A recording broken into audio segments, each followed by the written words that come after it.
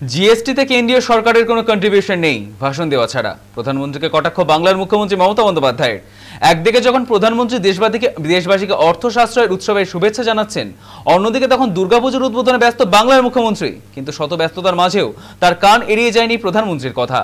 তিনি সেই সূত্র ধরেই গেরুয়া শিবির ও কেন্দ্রকে সরাসরি আক্রমণ করে বলেন, জিএসটি নিয়ে কেউ কেউ ভাষণ দিচ্ছেন, তবে ইন্স্যুরেন্স থেকে জিএসটি কমানো এটা নিয়ে প্রথম কথা তিনিই বলেছিলেন।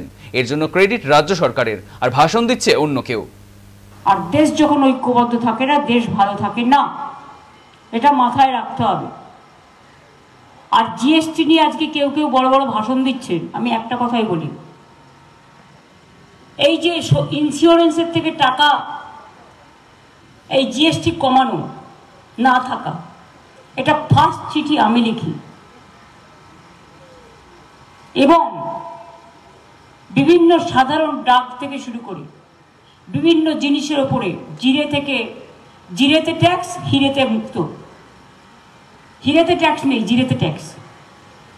মানুষের খুব কষ্ট হচ্ছিল, কিন্তু এর জন্য ক্রেডিট কার্ড জানেন, যারা ভাষণ দিচ্ছে তাদের নয়, ক্রেডিট হচ্ছে রাজ্যের। এর জন্য আমাদের রাজ্যের কত লোকসান হচ্ছে জানেন? আমাদের রেভিনিউ আর্নিং যা দিয়ে আমি ধরুন কখনো লক্ষ্মীর ভাণ্ডার করি, কখনো বিনা পয়সায় রেশন দিই, কখনো কৃষক বন্ধু দিই, কখনো সাইকেল দিই, কখনো ট্যাব দিই। শুধুমাত্র ইন্স্যুরেন্সের আমরা বলেছি কোনো প্রিমিয়াম যেন বাড়ানো না হয়, এবং ওইটার জন্যই আমাদের রাজ্যের রেভিনিউ লোকসান হচ্ছে 900 কোটি টাকা। টাকাটা কেটেছে রাজ্যের জিএসটি থেকে, তার জন্য আমার দুঃখ নেই।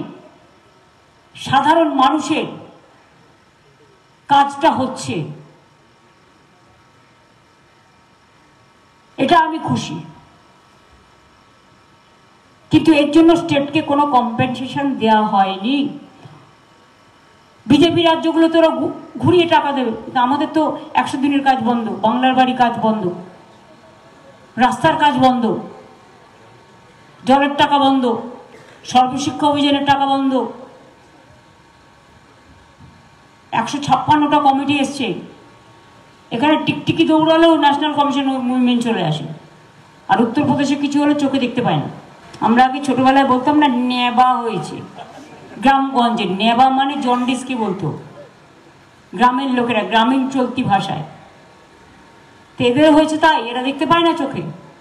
আর জিএসটির ক্রেডিট রাজ্যের।